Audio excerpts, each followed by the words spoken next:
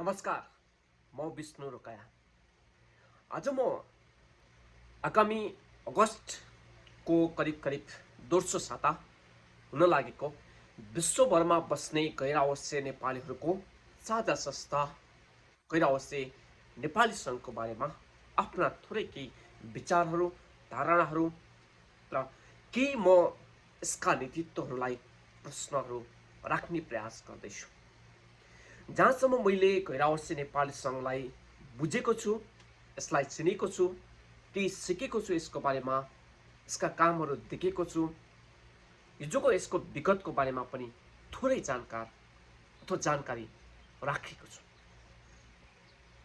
गैर-आवासीय नेपाली सङ्घ भनेको आफैमा एउटा विशुद्ध गैर राजनैतिक, गैर नाफामूलक सामाजिक सेवाको उद्देश्यलाई आफ्नो मुख्य सिद्धान्त अथवा ध्येय बनाएर स्थापना भएको यो एउटा संस्था हो, जहाँ विश्वका करिब 100 भन्दा धेरै देशहरूमा अहिले नेपालीहरू बस्नुहुन्छ।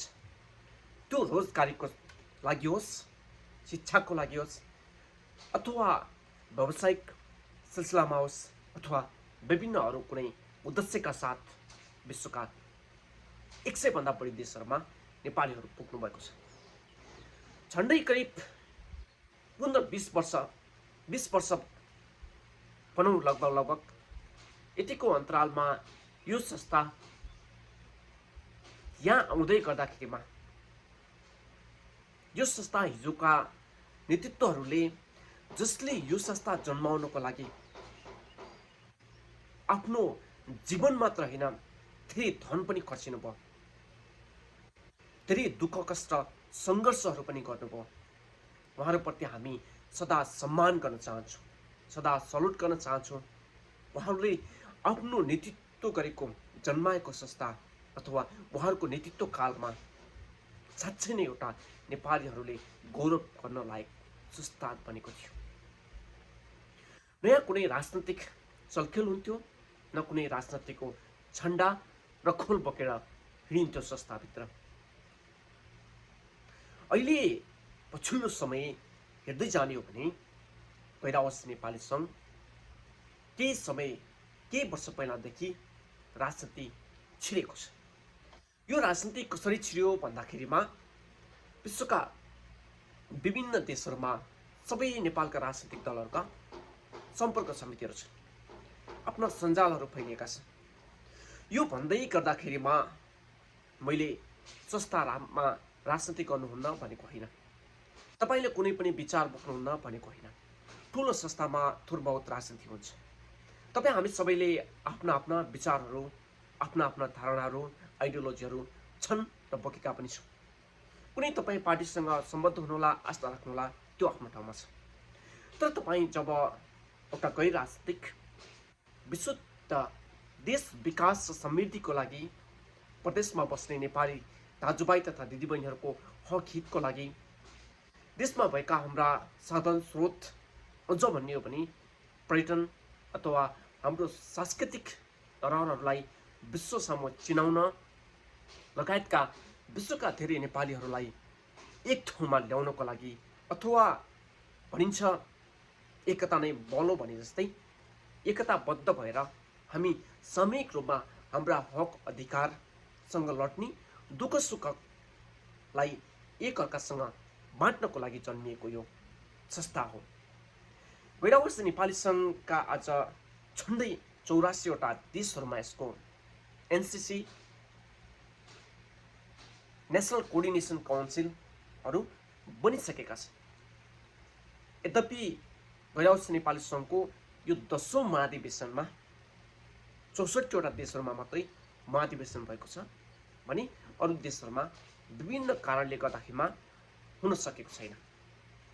आज यो यति ठुलो सञ्जाल भएको विश्वका अधिकांश, अझ भनियो भने धेरै उच्च कोटिको विकासको गतिमा लम्किरहेका देशहरू, जहाँ शिक्षा, स्वास्थ्य, रोजगारीका दृष्टिकोणले निकै अब्बल मानिएका देशहरू, आर्थिक पाटोलाई हेर्ने हो भने पनि निकै राम्रो आम्दानी हुने देशहरू हुन्छ। शैक्षिक अथवा तपाईँ हाम्रो आफ्नो हामीमा हुनुपर्ने मानवीयताका गुणहरूले परिपूर्ण भएका देशहरूमा बस्ने गैरावश्य नेपालीहरूले यतिखेर देशले के मागिरहेको थियो, के दिनुपर्ने थियो र हामी के दिँदैछौँ, अथवा गैरावश्य नेपाली सङ्घबाट के अपेक्षा गरिएको छ, के भइरहेको छ भन्ने कुराले आज सामाजिक सञ्जाल मात्रै होइन, हरेक प्रदेशमा बस्ने नेपालीहरूलाई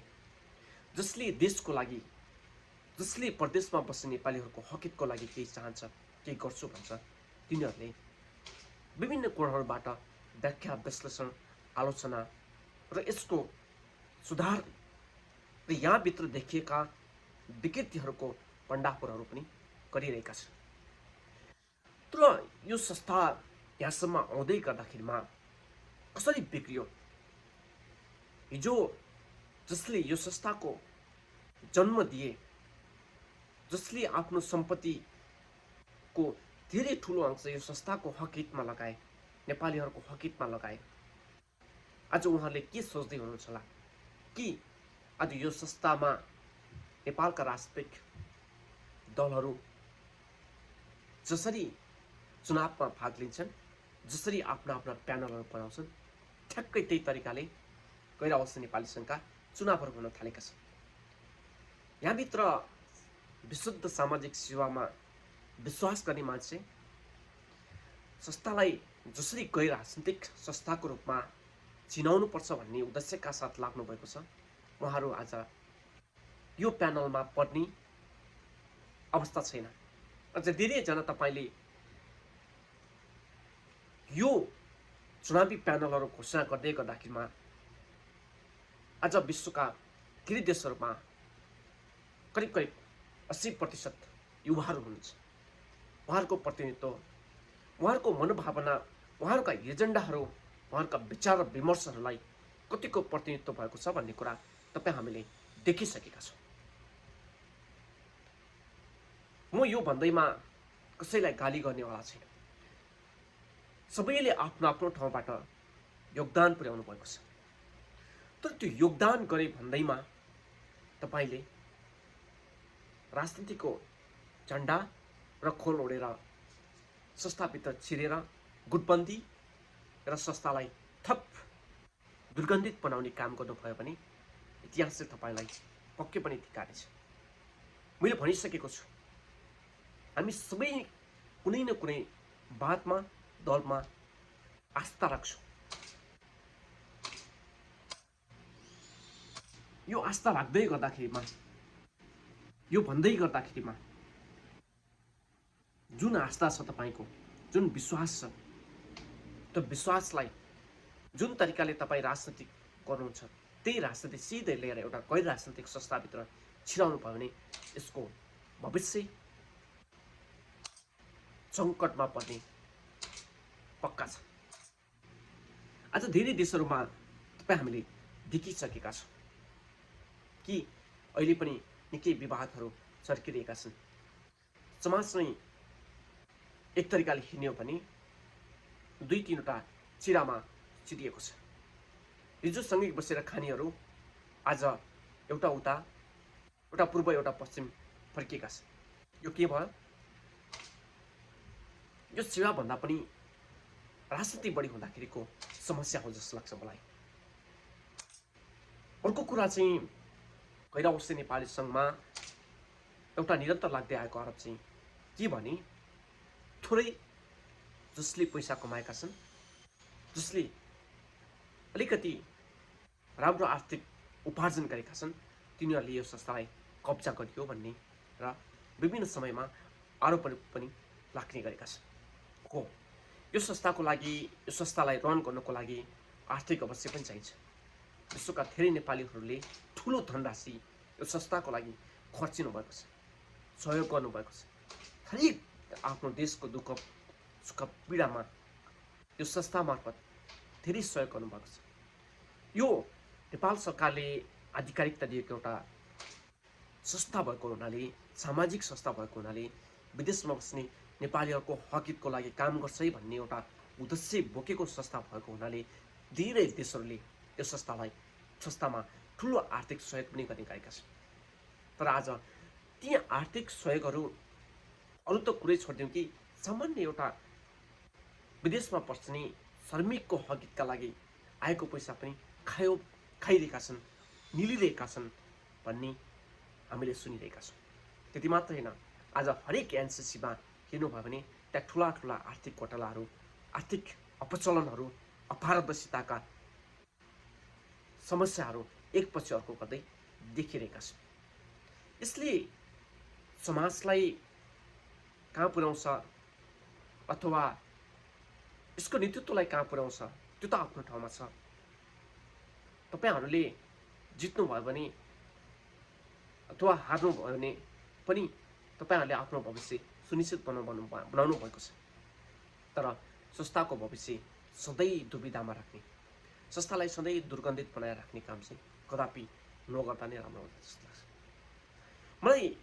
जब जब चुनाव नजिक आउँछ, मैले 2-3 वर्ष अथवा त्यहाँ केही समय अगाडिदेखि गैर अवश्य नेपाली सङ्घका विभिन्न व्यक्तित्वहरूसँग बसेर कुराकानी गर्ने अथवा यसलाई नजिकबाट निहाल्ने प्रयास पनि गरिरहेको छु।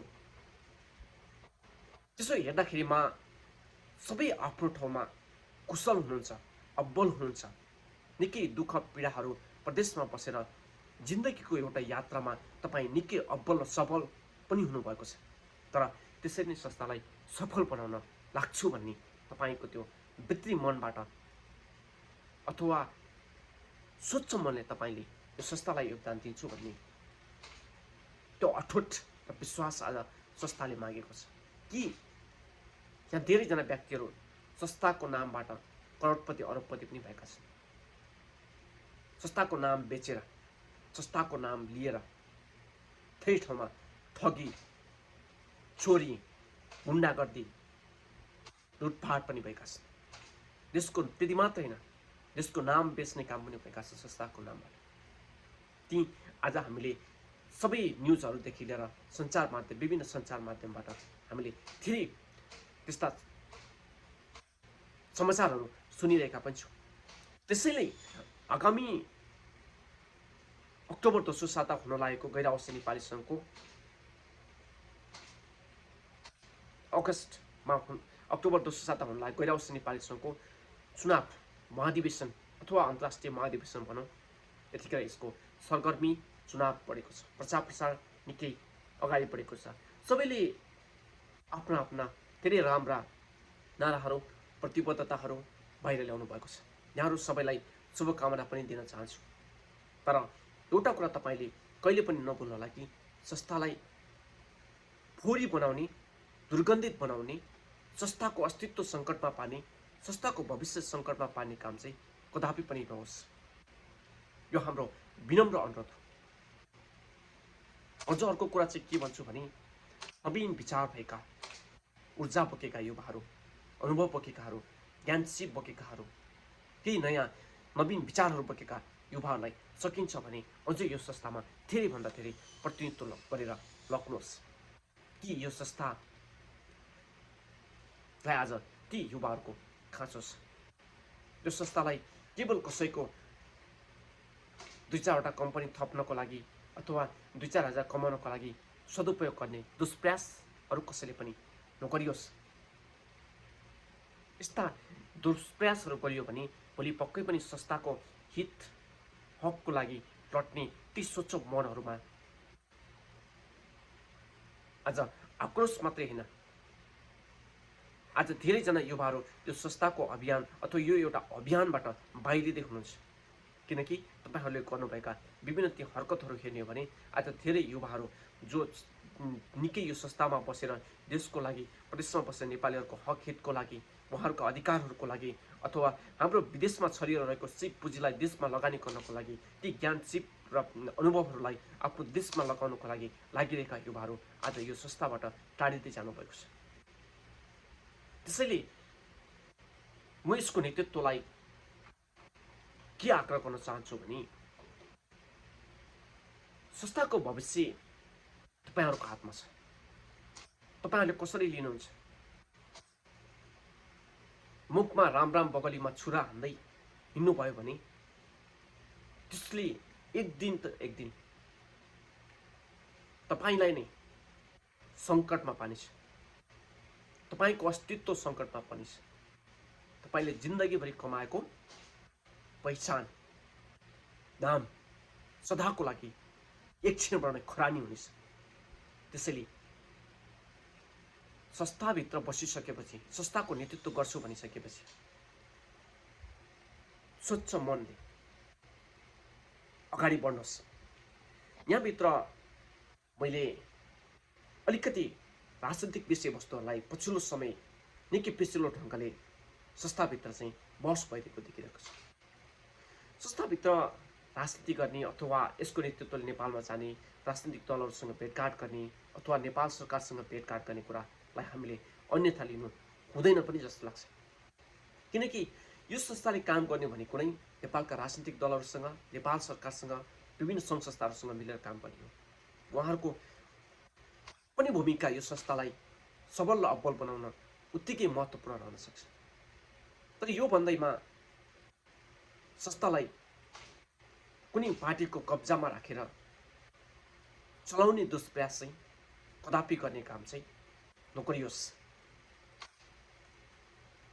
यो संस्थाको भोलि भविष्य, यो संस्थाको पहिचान जुन उद्देश्य र लक्ष्यका साथ जुन एउटा गरिमा बोकेको थियो यो संस्थाले, त्यो गरिमा जसरी आज विश्वमा सगरमाथा र गौतम बुद्ध अटल भएका छन्, हाम्रो सिज उच्च पारेका छन्, त्यसरी नै गैर अवश्य नेपाली सङ्घ, राष्ट्रिय समन्वय परिषदले भोलिका दिनहरूमा अझै हाम्रो नेपालीहरूको, नेपालको पहिचानलाई, नेपालको हक हितको लागि, प्रदेशमा बस्ने लाखौँ नेपालीहरूको हक हितको लागि विश्व बजारमा छरिएको पुँजीलाई नेपालमा लगानी गरेर नेपालको विकास र समृद्धिको एउटा सहयात्री बन्न सकोस् भन्ने एउटा यो हाम्रो शुभकामना पनि हो।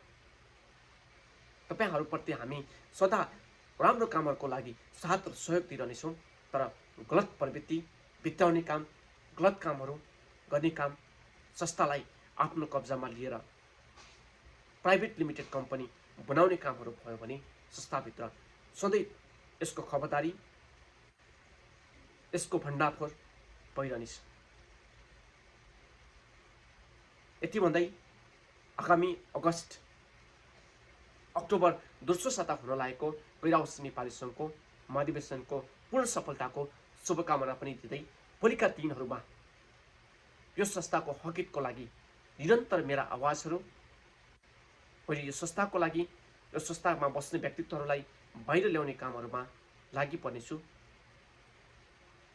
यसका एजेन्डाहरूलाई स्थापित गर्नको लागि आफ्नो ठाउँबाट जति सकिन्छ तपाईहरूका आवाजहरूलाई बुलन्द पार्ने कोसिस गरिरहनेछु भन्दै यो गैर अवश्य लाखौँ 70 लाख भन्दा बढी नेपालीहरूको साझा संस्थालाई साँच्चै मर्यादित एउटा साझा संस्थाको रूपमा स्थापित गर्नको लागि तपाईहरूको भूमिका महत्त्वपूर्ण होस्। यो जुन पहिचान थियो यो संस्थाको, जुन विश्वास थियो नेपालीहरूको यो संस्थाप्रति, त्यो विश्वासलाई फेरि पनि तपाईहरूले पुनर्स्थापित गर्न सफल हुनुहोस् भन्दै नयाँ नेतृत्वहरूलाई शुभकामना दिँदै यो गैर अवश्य नेपाली सङ्घको 10औं महाधिवेशनको पूर्ण सफलताको शुभकामना पनि दिन चाहन्छु। धन्यवाद, नमस्कार।